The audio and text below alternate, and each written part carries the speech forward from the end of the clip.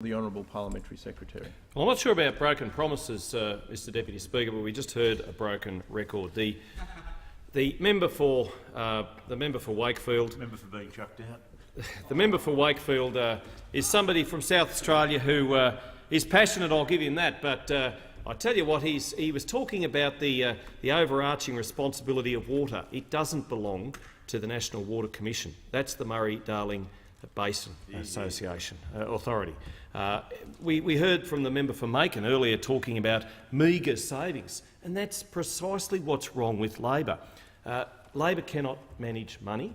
$21 million this is going to save. This is going to take off the bottom line. $21 million. That's not meagre savings. That is a substantial amount of money, and that's what's wrong with Labor. If they don't think the $21 million is worth saving, then there is something seriously wrong. And we saw for 6 years under Labor that Labor couldn't manage water. Now, the National Water Commission is going to be wound up, consistent with the Commission of Audit recommendations and measures outlined in the 2014-15 budget. Outlined in that budget. Now, this bill abolishes the NWC by repealing the National Water Commission Act of 2004, and it makes consequential amendments to the Water Act of 2007 to enable that to happen, to transfer certain NWC functions to the Productivity Commission, where they should be, and it provides for transitional arrangements to facilitate the closure of the NWC. Now, I don't often listen to the member for Wakefield with, and give him too much credibility, but somebody I do give a lot of credibility to is Debbie Buller from my electorate. Now, Debbie Buller and her husband Stuart own and lease 9,000 hectares of broadacre irrigation farm at 900 hectares, sorry, at Murray. They grow rice, corn, wheat, oats, canola and barley. She's the president of an organisation founded in 2010, which I'm also a founding member of, and that is the Murrumbidgee Valley Food and Fibre Association. She's also an executive member of the Rice Growers Association, New South Wales Farmers and the New South Wales Irrigators Council. So when Debbie Buller sends me an email, when Debbie Buller says something to me on the phone, I listen. And she talked to me this afternoon about the increased bureaucracy. She is absolutely furiously in agreement with the Coalition's bill that we are debating here now. And we're about to hear from the Parliamentary Secretary who will sum up on this bill, and then we will vote on it.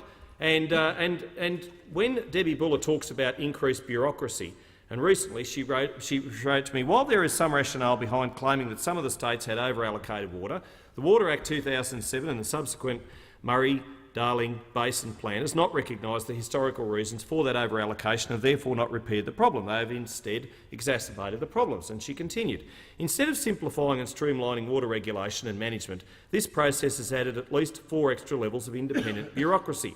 And she mentioned CHU, BOM, MDBA and the ACCC, which seem to be in a power struggle with corresponding state entities. The number of bureaucracies, state and federal, just in the southern connected system, that are directly involved in informing water management operations, regulation and pricing is now, and she listed them. And so for the sake of Hansard, I'm going to read them.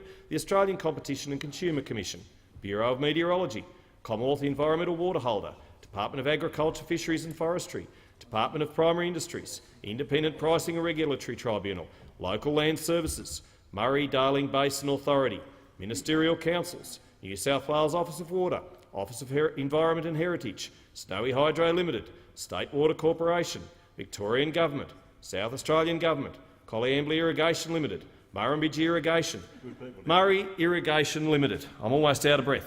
That's how many organisations of bureaucracy, that's how many layers and levels of bureaucracy that good farmers like Debbie and Stu Buller at Murray and the good people of the MIA, the Murray and the Colliambly irrigation areas have to contend with. And that's fine, but we're getting rid of the National Water Commission because we believe that the job can be done by other entities. The job can be done and we can lessen the bureaucracy. Now, the Productivity Commission will be responsible for the triennial assessment of progress towards achieving NWI objectives, as well as the biennial National Water Planning Report Card, which is produced under the triennial assessment. You should listen, Member for Wakefield. You might learn something, because obviously from the 15 minutes of my life that you wasted talking about your ex-girlfriends and the car and the submarines and all the rest, well, at least he was talking about water, Member for Morton. At least he was talking about water. Now, the Productivity Commission will also have responsibility for the independent audit of implementation of the Murray-Darling Basin Plan and associated water resource plans. The Department of Environment will be responsible for assessing milestone payments to Murray-Darling Basin states against the performance milestones specified in the National Partnership Agreement on implementing MDB reform. The department will also provide advice on the status of implementation of the National Water Initiative to the Clean Energy Regulator, as required under the Carbon Credits Farming Initiative Regulations of 2011. The Australian Bureau of Agricultural and Resource Economics and Sciences, ABARES, will take on responsibility for monitoring water markets and producing an annual water markets report. Bureau of Meteorology is working with state and territory governments and the water industry to continue the national performance reports for the urban water sector, which will provide a crucial annual snapshot of this section of the industry. And the 2013-14 NPR was released on the 7th of May. Now, interestingly, just a week after that NPR was released, we heard from the opposition leader in his budget in reply speech, in which he said, and I quote, "Confidence for new rail and roads and new ports and bridges, better social housing, smart energy grids, efficient irrigation projects, and, of course, the best digital infrastructure." So there we had the Leader of the Opposition talking about efficient irrigation projects. I mean, Labor members wouldn't know an irrigation channel if they fell over one. For 6 years, we had a man-made drought. We had the Millennium Drought inflicted by Mother Nature on the irrigation communities of my area, the Riverina, and then for 6 years. Well, all right, I'll take it back. There you go. He worked on an irrigation channel. Most of the members of the Labor Party wouldn't know an irrigation channel if they fell over one.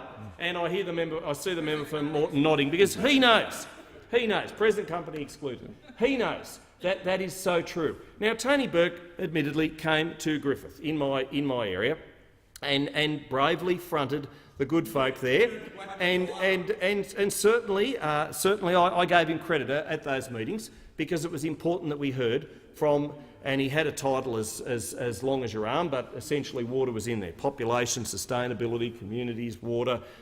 He was also a former member for agriculture, but he at least did go there. But the trouble is, with the minister, he went, he listened, but he didn't act. And what we had was a Murray-Darling Basin plan which took so much water out of productive use in the MIA. And it was just cruel to those farmers. And I read now from a report from a very old book. It's called Water into Gold.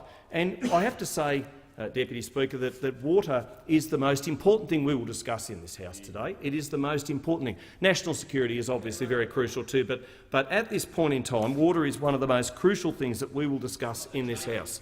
And this book, the foreword is written by Alex F. Bell, CMG, who writes, "The vision of Alfred Deakin that, given water, the most arid spaces could and would furnish produce the equal in quality of any grown throughout the world was realised by the courage of the Chaffies and those who served under their banners and who, in the face of great handicaps, carried these river areas to a success which has given prosperous cities and towns where 50 years ago a few sheep grazed on stations regarded as dangerous country by the settlers who were opening up the pastoral districts of the Murray River area." And of course he could have easily included the Murrumbidgee area there as well. And that was out of the 1946 edition, the 7th edition of this particular book. And of course it's correct. But what we saw when Labor was in power was and we talk of bureaucracy, and I'm not using it as a prop, but that was the sort of thing that these were the sorts of voluminous tomes that people, Riverina farmers, good farmers in the Murray and Colliambly areas and elsewhere in the Murray-Darling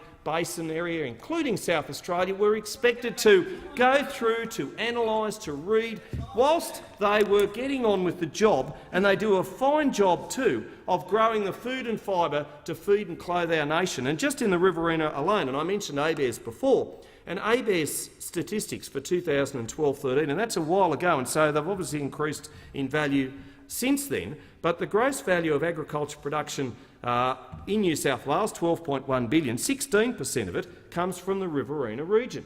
And it's probably higher now. But in 2012-13, wheat contributed $443 million to the value of agriculture production just in the region. Fruit and nuts, excluding grapes, accounted for 12%, that's $231 million. The major crops being oranges, $129 million, apples $36 million and cherries $6 million. Canola accounted for 11%, $227 million, rice 7%, $148 million, and vegetables 6%, $127 million. And the parliamentary secretary sitting beside me, who will in a moment sum up, knows this fully well, because just recently he came to my electorate and he visited Narrandera, Griffith, Colliambly and Whitten, and he saw for himself and Southern Cotton, he saw for himself the great benefits that water gives to the Riverina region, and the great benefits the Riverina region, by using that water, then transforms it into food and fibre to feed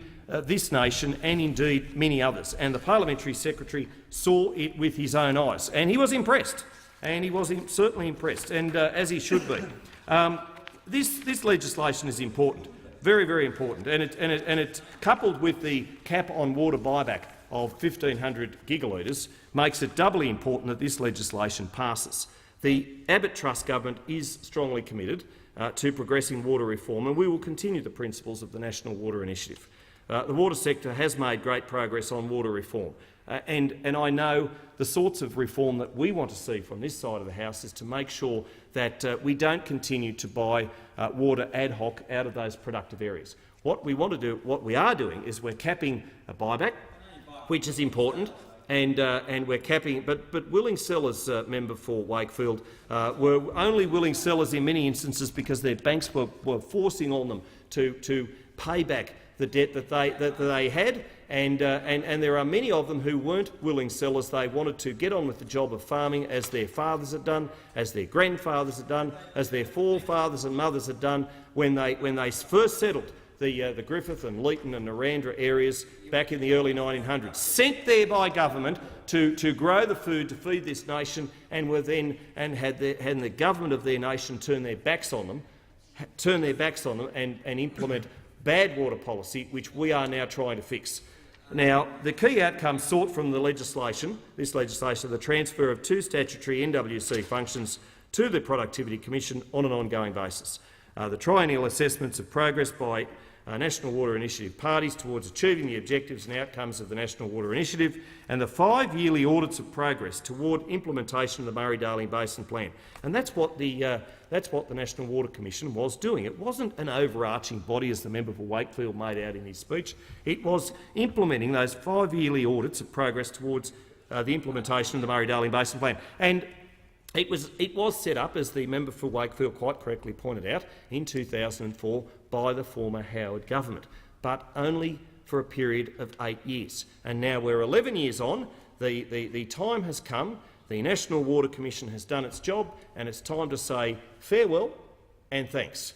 And with that, I will now sit, and I will allow the parliamentary secretary to sum up on this important piece of legislation. Thank you, Deputy.